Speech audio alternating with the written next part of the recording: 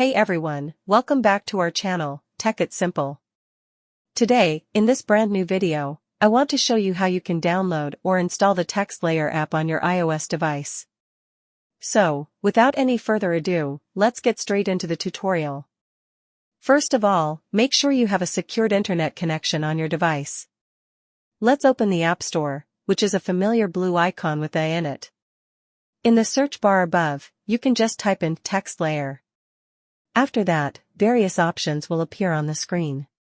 You can click on the second one and tap the Get option. So, TaxSlayer has now started the download process. After it completely downloads, you can just click Open. Thank you so much for watching the video till the end. We will bring more of this type of content in upcoming days, so make sure to hit the like button. Also, do not forget to subscribe to our channel and set the bell icon to all. Feedbacks and queries are truly appreciated in the comment section. I'll see you guys again in our next video. Have a nice day.